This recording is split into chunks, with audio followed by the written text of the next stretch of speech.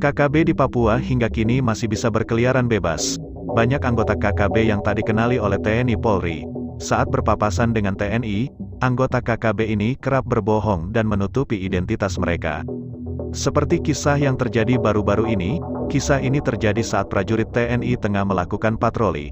Pagi itu, satu regu yang terdiri dari prajurit TNI Polri melakukan patroli ke sebuah kampung di wilayah pedalaman Papua. Ketika sudah berjalan cukup jauh dari pos keamanan, prajurit TNI Polri itu secara kebetulan melihat sesosok pria yang berada tak jauh dari tempat para prajurit itu berada. Wajah pria itu tak lazim bagi TNI Polri, karena sering ditemui dalam setiap kesempatan. Mereka juga kerap kumpul bersama bila berada di kampung. Karena faktor itulah sehingga saat berpapasan di tengah hutan, prajurit TNI Polri pun menyodorkan rokok, hal yang biasa dilakukan saat kumpul bersama masyarakat. Semua ini terungkap dari sebuah video yang kini viral di media sosial. Video viral itu memperlihatkan kebersamaan prajurit TNI Polri dengan pria itu saat bertemu di tengah hutan. Hal mengejutkan yang terlihat dari video berdurasi singkat itu, adalah pria tersebut menolak suguhan prajurit TNI Polri. Ia beralasan sudah tak lagi merokok dalam beberapa hari terakhir.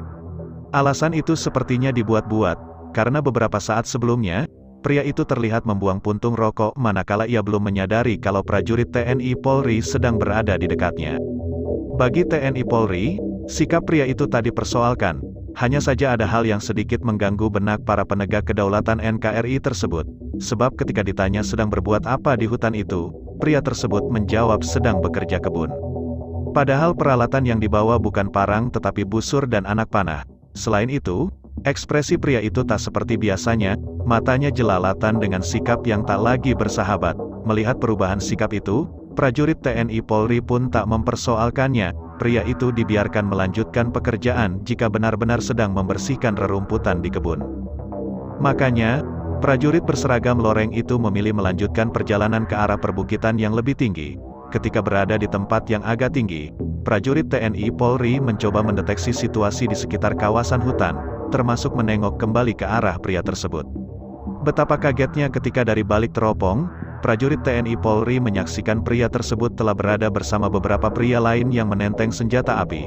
Bahkan pria itu sempat menunjuk ke tempat di mana dirinya berpapasan dengan aparat TNI Polri yang sedang melakukan patroli.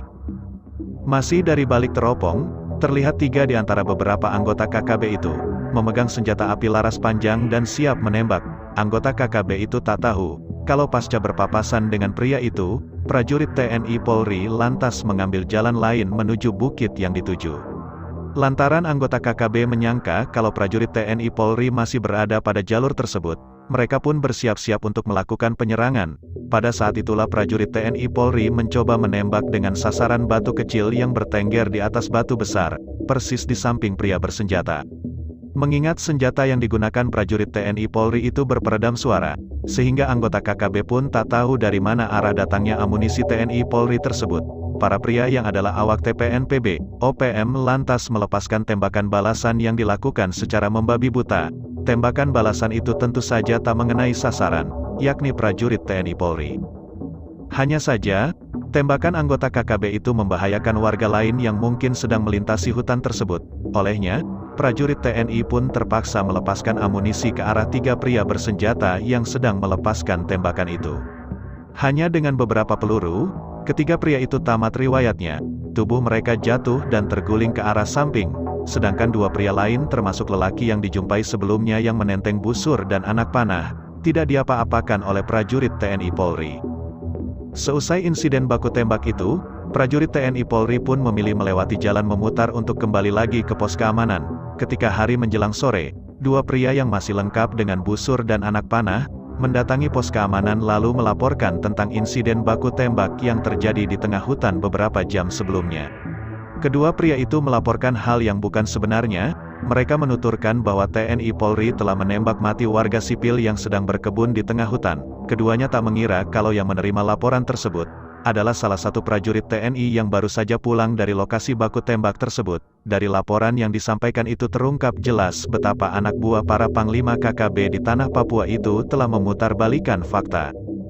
Makanya ketika ditanya, di manakah pria yang satunya lagi, yang terdeteksi sempat bersama anggota KKB yang tertembak di tengah hutan, kedua pria itu tak sanggup menjawabnya. Sambil menggaruk-garukan kepala, kedua pria itu seakan mengaku kalau pria tersebut tak mau datang bersama. Meski demikian, mereka tetap bersikeras kalau prajurit TNI Polri telah menembak warga sipil. Ketika ditanya lagi, sedang berbuat apakah kedua pria tersebut di lokasi kejadian? Lagi-lagi mereka tak bisa menjawabnya. Pada saat itulah terungkap fakta bahwa saat insiden tersebut, ketiga warga sipil itu kebetulan sedang bersama anggota KKB. Mereka sempat duduk bersama setelah beberapa saat sebelumnya bertemu anggota KKB tersebut di tempat itu. Tapi karena anggota KKB itu sudah tertembak, sehingga mereka pun memilih pulang lalu datang ke pos keamanan tersebut. Lantaran saat datang ke pos keamanan, kedua pria tersebut hanya membawa busur dan anak panah, sehingga prajurit TNI Polri pun membiarkan keduanya untuk pulang.